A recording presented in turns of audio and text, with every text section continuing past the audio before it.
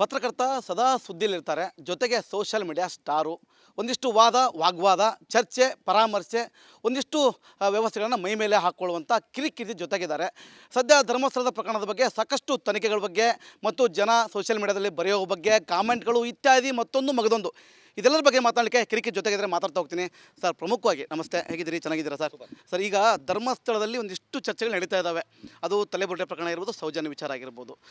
ಸದ್ಯ ಮುಸುಕುದಾರಿಯ ಬಗ್ಗೆ ನಿಮ್ಮ ಮನಸ್ಸಿನ ಮಾತುಗಳೇನಿದ್ದಾವೆ ಅಂತ. ಸರ್, ಬಂದಿದ್ದಾರೆ, ಬರಲಿ.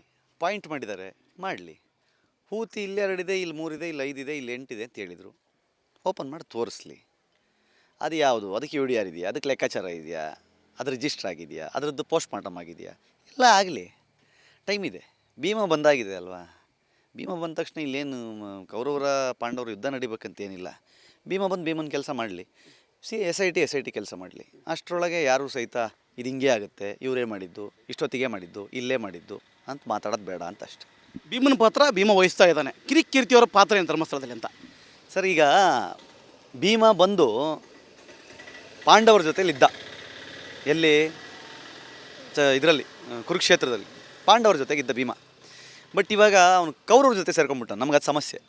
ಸೊ ಹಾಗಾಗಿ ಹೀಗೆ ಬಂದ ಭೀಮ ಸ್ಟ್ರೈಟ್ ಅವೇ ಬಂದ ಕಾರಣಕ್ಕೆ ಧರ್ಮಕ್ಷೇತ್ರವನ್ನು ಟಾರ್ಗೆಟ್ ಮಾಡುವ ಹಾಗೆ, ನಮ್ಮ ಕಾವಂದರನ್ನ ಟಾರ್ಗೆಟ್ ಮಾಡುವ ಹಾಗೆ, ಸ್ವಲ್ಪ ನಾವು ಮಾಡಿಲ್ಲ ಅಂತಲೇ ನಕಲಿ ದೇವಮಾನವ ಅನ್ನೋದು, ಕೆಳಗಿಳಿಸ್ತೀವಿ ಅನ್ನೋದು ಇವೆಲ್ಲ ನಡೀತಾ ಇದೆ.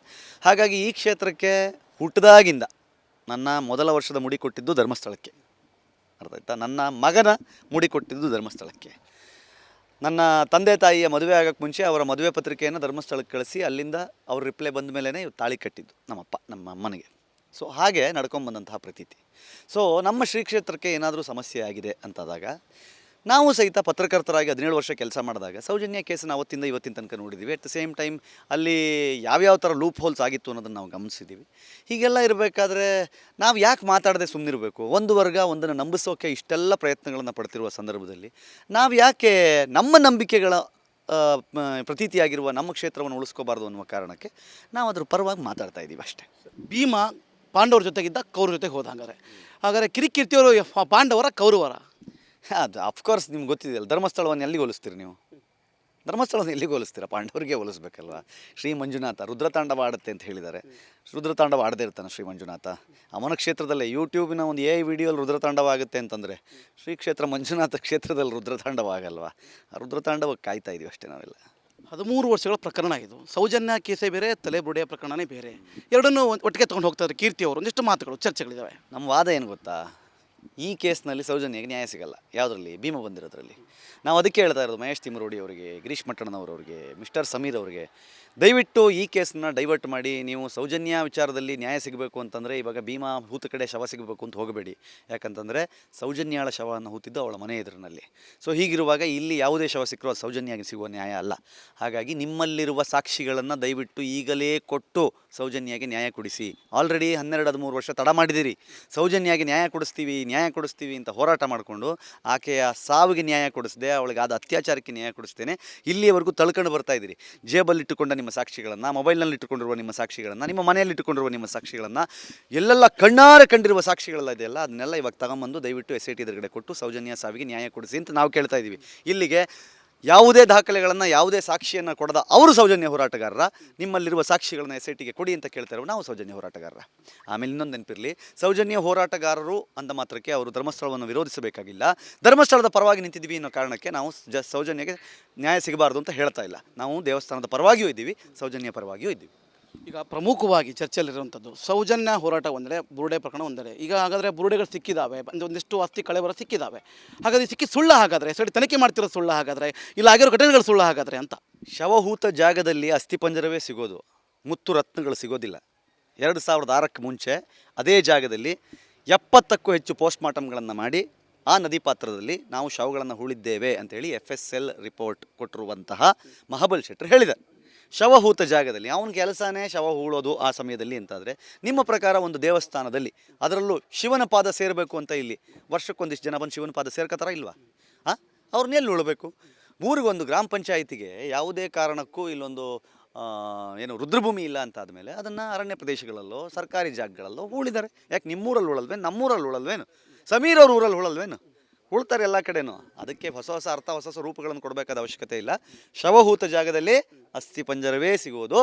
ಅದರಲ್ಲೂ ಬುರುಡೆ ಒಡೆದ ಅಂತಂದರೆ ಪೋಸ್ಟ್ಮಾರ್ಟಮ್ ಆಗಿರುವ ಅಸ್ಥಿ ಪಂಜರಗಳೇ ಸಿಗೋದು. ಸೊ ಹಾಗಾಗಿ ಅದಕ್ಕೆ ಕಂಪ್ಲೀಟ್ ವರ್ಡಿಕ್ಟ್ ಬರೋ ತನಕ ನಾವೆಲ್ಲ ತಾಳ್ಮೆಯಿಂದ ಕಾಯೋಣ. SIT ತನಿಖೆ ಮಾಡ್ತಾ ಇದೆ ಪ್ರಮುಖವಾಗಿ ಸದ್ಯಕ್ಕೀಗ ಒಂದಿಷ್ಟು ಜಾಗಗಳನ್ನ ಗುರುತು ಮಾಡಿತ್ತು. ಭೀಮಾ ಅನ್ನೋ ನೀವು ಹೇಳ್ತಿರೋ ಕ್ಯಾರೆಟ್, ನಾವು ಮುಸುಕದಾರಿ ಅಂತೀವಿ, ಆ ಕ್ಯಾರೆಕ್ಟರ್ ತೋರಿಸ್ತಿರುವಂಥ ಪ್ರಮುಖ ಜಾಗಗಳ ಒಂದಿಷ್ಟು 13 ಜಾಗಗಳಿದ್ದಾವೆ. ಅದರಲ್ಲೀಗ 13 ಜಾಗಗಳಲ್ಲಿ ಒಂದನ್ನು ಹೊರತುಪಡಿಸಿ ಎಲ್ಲವೂ ತನಿಖೆ ಆಗ್ತಿರುವಂಥದ್ದು. ಈಗ 11 ಆಗಿತ್ತು, 12 ಆಗಿತ್ತು, 13 ಆಯಿತು. 13 ಮಾಡಬೇಕಿತ್ತು. ಈಗ 11A ಮತ್ತು 12B ಅನ್ನುವ ಒಂದು ಪ್ಲಾನನ್ನು ಮಾಡ್ಕೊಂಡು SIT ಹೋಗ್ತಿರೋದು. ಈ ಬಗ್ಗೆ ಏನು ಹೇಳ್ತೀರಿ? ನೋಡಿ, ಇಲ್ಲಿ ನಮಗೆ ಕೆಲವೊಂದು ಸಲ ಯಾಕೆ ಅನುಮಾನ ಬರುತ್ತೆ, ಯಾಕೆ ಇದು ದಿಕ್ಕು ತಪ್ಪುತ್ತೆ ಅಂದರೆ, ಭೀಮಾ ಒಬ್ಬನೇ ಅಂತ ನೀವು ನಂಬಿದ್ದು. 11, 12, 13 ಮಾರ್ಕ್ ಮಾಡಿದ ಭೀಮಾ ಅವತ್ತೇ 11A, 11B, 11C ಮಾಡಲಿಲ್ಲ. ಅವತ್ತು 11, 12, 13 ಮಾಡ್ತಾನೆ. 11ರವರೆಗೆ ಏನು ಸಿಕ್ಕಿಲ್ಲ ಅಂತ ಗೊತ್ತಾದ ಕೂಡಲೇ ಭೀಮನಿಗೆ ಅಲ್ಲಿರುವ ಬೇರೆ ಕಳೆಬರಗಳ ಬಗ್ಗೆ ಮಾಹಿತಿ ಕೊಟ್ಟವರು ಯಾರು? ಭೀಮನನ್ನು ಬೇರೆ ಕಡೆ ಡೈವರ್ಟ್ ಮಾಡಿದವರು ಯಾರು? ಅದೊಂದು ಟೀಮೇ. ಇವರೆಲ್ಲ ಒಂದು ತಂಡ. ಅರ್ಥ ಆಯ್ತಾ? ಭೀಮಾ ಬಂದು ನೇರವಾಗಿ ನ್ಯಾಯಾಲಯಕ್ಕೆ ಬಂದಿದ್ರೆ ಸಮೀರ್ ವಿಡಿಯೋ ಎಲ್ಲಿಂದ ಬಂತಂಗಾದ್ರೆ? ಸಮೀರ್ಗೆ ಯಾರು ಮಾಹಿತಿ ಕೊಟ್ಟರು? ಯಾರು ಕೊಟ್ಟರು ಮಾಹಿತಿ? ಯಾಕೆ ಮಾಧ್ಯಮಗಳ ಎದುರುಗಡೆ ಬರಲ್ಲ ಅವರು? ಯಾಕೆ ನಾನು ಇವಾಗ ನಿಮ್ಮನ್ನು ಇಷ್ಟು ನೀವು ಕೇಳಿದ ತಕ್ಷಣ ನಾನು ಹೇಳಿದೆ ಏನು ಬೇಕಾದರೂ ಕೇಳಿ ಅಂತ ನಿಂತ್ಕೊಂಡಿದ್ದೀನಲ್ಲ, ಹಿಂಗೆ ಅವ್ರು ಯಾಕೆ ನಿಂತ್ಕೊಳ್ಳಲ್ಲ? ಯಾಕೆ ಓಡಾಡಲ್ಲ? ನಾವೀಗ ಹೋಗಿ ನಿಮ್ಮ ಚಾನಲ್ ಡಿಸ್ಕಷನ್ಗೆ ಬಂದೆ, ಯಾರು ಬಂದರು ಅವ್ರ ಕಡೆಯಿಂದ? ಬೇರೆ ಬೇರೆ ಮಾಧ್ಯಮಗಳು ನಾವು ಕೂರ್ತಾ ಇದ್ದೀವಲ್ಲ, ನಮ್ಮ ಹತ್ರ ವಿಷಯ ಇದೆ, ಬನ್ನಿ ನಾವು ಮಾತಾಡ್ತೀವಿ ಅಂತ. ಯಾಕೆ ಅವ್ರು ಬರ್ತಾ ಇಲ್ಲ? ಅಂದರೆ ನಿಮ್ಮ ಹತ್ರ ಎಲ್ಲ ಪ್ರೂಫ್ ಇರೋದಕ್ಕೆ ನೀವು ಹೋರಾಡ್ತಾ ಇದ್ದೀರಾ, ಹಾರಾಡ್ತಾ ಇದ್ದೀರಾ? ಹೇಳ್ತೀನಿ, ಹಾರಾಡ್ತೀವಿ, ಹೋರಾಡ್ತೀವಿ, ನುಗ್ತೀವಿ, ಏನು ಬೇಕಾದ್ರೂ ಮಾಡ್ತೀವಿ, ಏನು ಬೇಕಾದರೂ ಮಾಡ್ತೀವಿ. ಅರ್ಥ ಆಯ್ತಾ? ಸಹಿಸುವ ತನಕ ಸಹಿಸಿದ್ದೇವೆ. ನೀವು ಯೋಚನೆ ಮಾಡಿ, ಇವತ್ತು ನಮ್ಮ ಒಂದು ಶ್ರದ್ಧಾ ಕೇಂದ್ರದಲ್ಲಿ ಯಾವುದೋ ಒಬ್ಬ ವ್ಯಕ್ತಿ ಬಂದು ಅದ್ರ ಮೇಲೆ ಆರೋಪವನ್ನು ಹೊರಿಸಿ 13 ಪಾಯಿಂಟ್ ಮಾಡ್ತೀನಿ ಎಂದಾಗಲೂ ಇಡೀ ಊರು ಜನ ಕೈ ಕಟ್ಕೊಂಡು ಬಾಯಿ ಮುಚ್ಕೊಂಡು ಸುಮ್ಮನೆ ನಿಂತ್ಕೊಂಡು ನೋಡ್ತಾ ಇದ್ದಾರೆ. ಯಾಕೆ ನೋಡ್ತಾ ಇದ್ದಾರೆ? ಆಗ್ಲಪ್ಪ, ಏನಾಗತ್ತಾಗಲಿ, ನೋಡೇ ಬಿಡೋಣ. ಇದನ್ನೇ ಬೇರೆ ಯಾವುದಾದ್ರೂ ಧರ್ಮದ ಶ್ರದ್ಧಾ ಕೇಂದ್ರದಲ್ಲಿ ಮಾಡಿದರೆ ಇಷ್ಟೊತ್ತಿಗೆ ಏನೇನಾಗ್ತಿತ್ತು ನಿಮ್ಮ ಪ್ರಕಾರ? ಯಾಕೆ? ನಮ್ಮ ಸಹಿಷ್ಣುತೆನೇ ನಮ್ಮ ಭಾಳ ದೊಡ್ಡ ಮೈನಸ್ ಪಾಯಿಂಟಾ? ಅದನ್ನು ಕೇಳ್ತಾ ಇದ್ದೀವಿ ನಾವು, ಅದನ್ನು ಕೇಳ್ತಾ ಇದ್ದೀವಿ. ಕಾದ್ವಲ್ಲ ಸ್ವಾಮಿ, 13 ಆಯಿತು, ಓಕೆ, ಸಂತೋಷ. ಧರ್ಮಸ್ಥಳದ ವಿರುದ್ಧ ಅಥವಾ ನಿಮ್ಮ ವಿರುದ್ಧ ಹೋರಾಟ ಮಾಡ್ತಿರೋ ಗಿರೀಶ್ ಪಟ್ಟಣವ್ರಿಗೆ ನಮ್ಮದೇ ಆರ್ಕಣ ಸಂಸ್ಥೆಯಲ್ಲಿ ಒಂದು ಚರ್ಚಾಟಲ್ಲಿ ಅಥವಾ ಒಂದು ಮಾತುಕತೆಯಲ್ಲಿ ನಾಗೇಂದ್ರ ಬಾಬು ಅವರು ಕ್ವಶನ್ ಕೇಳ್ತಾರೆ, ನಿಮಗೆ ಟೀಮ್ ಇದೆಯಾ, ನಿಮಗೆ ಯಾರು ಗುರುಗಳು ಅಂತಂದಾಗ ತಿಮ್ಮನೋಡಿ ಅವರು ಗುರುಗಳು, ನಮ್ಮದು ಟೀಮ್ ಇದೆ, ಒಂದಿಷ್ಟು ಜನ ನಾವು ವರ್ಕ್ ಮಾಡ್ತಾಯಿದ್ದೆ ಅಂತ ಹೇಳ್ತಾರೆ. ಹಾಗಾದರೆ ಕಿರಿಕೀರ್ತಿ ಅವ್ರದ್ದು ಟೀಮ್ ಇದೆನಾ? ಟೀಮ್ ಇದ್ದರೆ ಅದಕ್ಕೆ ಗುರುಗಳು ಯಾರು ಅಂತ ನೋಡಿ. ಈಗ ನನ್ನ ಜೊತೆಗೆಲ್ಲ ನಿಂತಿಯಲ್ಲ ನನ್ನ ಸಹೋದರರು, ಇವ್ರು ಯಾರನ್ನೂ ಸಹಿತ ನಾನು ಮುಂಚೆ ಭೇಟಿ ಮಾಡಿಲ್ಲ. ಅವರವ್ರ ರೀತಿಯಲ್ಲಿ ಅವರವ್ರ ಪೇಜ್ಗಳಲ್ಲಿ ಅವರವ್ರ ಭಾಗಗಳಲ್ಲಿ ಧರ್ಮಸ್ಥಳದ ಪರವಾಗಿ ಹೋರಾಟವನ್ನು ಮಾಡ್ತಾ ಇರೋರು, ಸೌಜನ್ಯ ಪರವಾಗಿಯೂ ಹೋರಾಟ ಮಾಡ್ತಾ ಇರೋರು. ಸೌಜನ್ಯಾಗೂ ನ್ಯಾಯ ಸಿಗಬೇಕು, ಆದರೆ ಧರ್ಮಸ್ಥಳಕ್ಕೆ ಕಳಂಕ ಬರದ ಹಾಗೆ ನ್ಯಾಯ ಸಿಗಬೇಕು ಅಂತ ಒದ್ದಾಡ್ತಾ ಇರೋರು.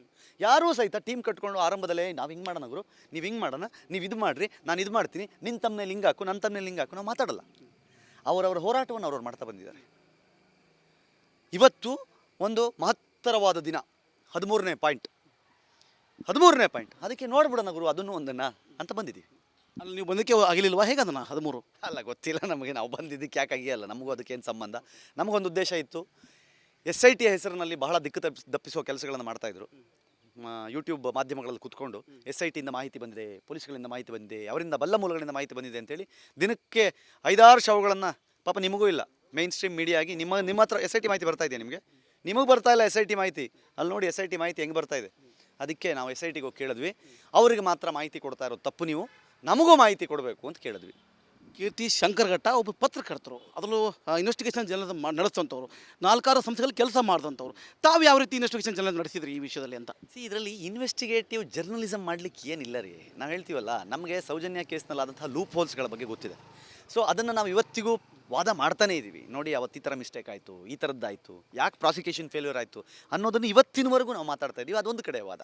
ಅದರಾಚೆಗೆ ಇಲ್ಲಿ ಇನ್ವೆಸ್ಟಿಗೇಟ್ ಮಾಡಲಿಕ್ಕೆ ಏನಾದರೂ ಇದ್ದರೆ ಇನ್ವೆಸ್ಟಿಗೇಟ್ ಮಾಡಬೇಕು ರೀ, ಏನಾದರೂ ಇದ್ದರೆ ಇನ್ವೆಸ್ಟಿಗೇಟ್ ಮಾಡಬೇಕು. ನಿನಗೆ ಗೊತ್ತಿದೆ 2006ಕ್ಕೆ ಮುಂಚೆ ಈ ಊರಿನಲ್ಲಿ ಸ್ಮಶಾನ ಇರಲಿಲ್ಲ, ಆ ಕಾರಣಕ್ಕೋಸ್ಕರ ಅಲ್ಲಿ ಹೂಡ್ತಾ ಇದ್ರು ಅನ್ನೋದು ನಿನ್ನ ಅರಿವಿಗಿದ್ದ ಮೇಲೆ ಗ್ರಾಮ ಪಂಚಾಯಿತಿಯ ಉಪಾಧ್ಯಕ್ಷರೇ ಅಧ್ಯಕ್ಷರೇ ಬಂದು ಕೂತು ಅದರ ಎಲ್ಲ UDRಗಳನ್ನು ನಾವು ಹೊಂದಿದ್ದೇವೆ, ಇಲ್ಲಿ ನಡೆದಂತಹ ಅಸಹಜ ಸಾವುಗಳು, ಇವಾಗ ಮೊನ್ನೆ ಯಾರೋ ಕೇಳ್ತಾಯಿದ್ರು, ಇವಾಗ ಯಾಕ್ರಿ ಅನಾಥ ಶವಗಳು ಪತ್ತೆ ಆಗಲ್ಲ? ತಲೆಯಲ್ಲಿ ಸ್ವಲ್ಪ ಇಟ್ಕೊಳ್ಳಿ. ಮೊಬೈಲ್ ಬರೋಕ್ಕೆ ಮುಂಚೆ ನಿಮ್ಮನ್ನು ಟ್ರ್ಯಾಕ್ ಮಾಡೋದು ಕಷ್ಟ ಇತ್ತು, ನೆಟ್ವರ್ಕ್ ಟ್ರ್ಯಾಕ್ ಮಾಡೋದು ಕಷ್ಟ ಇತ್ತು, ಆಧಾರ್ ಕಾರ್ಡ್ ವ್ಯವಸ್ಥೆ ಇರಲಿಲ್ಲ.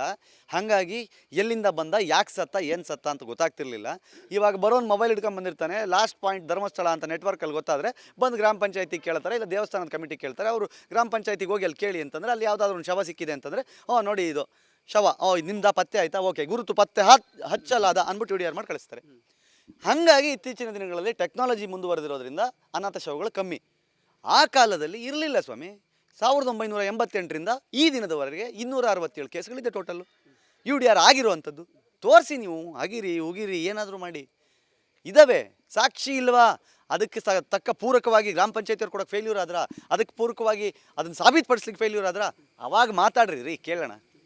ಅಷ್ಟರೊಳಗೆ ಕಳೆ ಬರ ಸಿಕ್ಬಿಡ್ತು, ಇದು ಹೆಣ್ಣದು, ಇದು 16 ವಯಸ್ಸು, ಇದಕ್ಕೆ ಕೆಂಪು ಕಲರ್ ಸೀರೆ ಹಾಕ್ಕೊಂಡಿತ್ತು, ಇದು ಹಸಿರು ಕಲರ್ ಚೂಡಿದಾರ್ ಹಾಕ್ಕೊಂಡಿತ್ತು, ಯಾಕೆ ಬೇಕಾವೆಲ್ಲ? ಆ ವರ್ಡಿಕ್ಟ್ ಕೊಡಬೇಡಿ ಅನ್ನೋದಷ್ಟೇ ನಮ್ಮ ವಾದ. ಕಿರಿಕೀರ್ತಿ ಅವರು ಸೋಷಿಯಲ್ ಮೀಡಿಯಾದಲ್ಲಿ ಎಕ್ಸ್ಪರ್ಟು, ತುಂಬ ಜನರು ರೀಚ್ ಆದಂಥವ್ರು, ಕರ್ನಾಟಕ ಜನರ ಮನೆ ಮಾತಾದಂಥವ್ರು. ಇಲ್ಲಿ ಪರನೂ ಇದ್ದಾರೆ ಮತ್ತು ವಿರೋಧನೂ ಇದ್ದಾರೆ ಕಿರಿಕೀರ್ತಿ ಅವರಿಗೆ ಫಾಲೋವರ್ಸಲ್ಲಿ. ಒಂದಿಷ್ಟು ಕೆಟ್ಟ ಬೈಗಳು, ಒಂದಿಷ್ಟು ಕೆಟ್ಟ ಕಾಮೆಂಟ್ಗಳು, ಒಂದಿಷ್ಟು ತಮಗೆ ಜೈವಾಗಲಿ ಅನ್ನೋ ವ್ಯವಸ್ಥೆಯಲ್ಲಿ ಮರೆಯುವಂಥ ಅಕ್ಷರಗಳಿದ್ದಾವೆ. ಸದ್ಯ ಕಿರಿಕೀರ್ತಿಯವರಿಗೆ ಪೇಮೆಂಟ್ ಆಗಿದೆ, ದಪ್ಪದಾದ ಸುಟ್ಕೇಸ್ ಸಿಕ್ಕಿದೆ, ಹೀಗಾಗಿ ಕಿರಿಕೀರ್ತಿಯವರ ಹೋರಾಟ ಅನ್ನೋ ಮಾತುಗಳು ಕೇಳಿಬರ್ತಾ ಇದೆ. ಇದಕ್ಕೇನು ಉತ್ತರ ಕೊಡ್ತೀರಿ? ದಯವಿಟ್ಟು ಪೇಮೆಂಟ್ ಆಗಿದೆ ಅಂತ ನಿಮಗೆ ಮಾಹಿತಿ ಬಂದ ಮೇಲೆ ಅದನ್ನು ಕರೆಕ್ಟಾಗಿ ನನಗೆ ತಲುಪಿಸುವ ವ್ಯವಸ್ಥೆಯನ್ನು ನೀವು ಮಾಡಬೇಕು. ಯಾಕಂದರೆ ಅದು ನನಗೆ ತಲುಪಿಲ್ಲ. ಪೇಮೆಂಟ್ ಆಗಿದ್ರೆ ಯಾರೋ ನನ್ನ ಹೆಸರಲ್ಲಿ ಬೇರೆಯವನ್ನ ಯಾರೋ ಸೂಟ್ ಕೇಸ್ ಇಸ್ಕೊಂಡು ಹೋಗಿದ್ದಾನೆ. ದಯವಿಟ್ಟು ನೀವು ಮುತುವರ್ಜಿ ವಹಿಸಿ ಅದನ್ನು ತಂದುಕೊಡಿ. ಒಂದಿಷ್ಟು ನಾನು ನಿಮಗೆ ಅದರಲ್ಲಿ ಸ್ವಲ್ಪ ಕೊಡ್ತೀನಿ. ಓಕೆ, ಇದಿಷ್ಟು ಕಿರಿಕೀರ್ತಿಯವರ ಮಾತುಗಳು. ಒಟ್ಟಾರೆಗೆ ಒಂದಿಷ್ಟು ಕೆಲಸವನ್ನು ಮಾಡ್ತಾ ಇದ್ದೇವೆ, ನ್ಯಾಯ ಧರ್ಮ ಸತ್ಯದ ಜೊತೆ ಹೋರಾಡಲಿಕ್ಕೆ ಮುಂದಾಗಿದ್ದೇವೆ. ದಾಖಲೆಗಳಿದ್ದಾವೆ, ದಾಖಲೆಗಳನ್ನು ಪೂರಕವಾಗಿ ಬಿಡುಗಡೆ ಮಾಡ್ತೇವೆ. ಜೊತೆಗೆ ಪತ್ರಕರ್ತ ಮನುಷ್ಯ ಅಥವಾ ಸೋಷಿಯಲ್ ಮೀಡಿಯಾ ಅನ್ನೋದನ್ನು ಹೊರತುಪಡಿಸಿ ಒಂದು ಹೋರಾಟ ಮಾಡ್ತಾ ಇದ್ದೇವೆ. ಎಲ್ಲವಕ್ಕೂ ಕಾಲವೇ ಉತ್ತರ ಕೊಡಲಿದೆ ಅನ್ನೋ ಮಾತನ್ನ ಕಿರಿಕೀರ್ತಿ ಹೇಳ್ತಿರುವಂಥದ್ದು. ಕ್ಯಾಮ್ರಾ ಪರ್ಸನ್ ಚಿರಾಗ್ ಜೊತೆ ಮಾರುತಿ BM, ರಿಪಬ್ಲಿಕ್ ಕನ್ನಡ, ಧರ್ಮಸ್ಥಳ.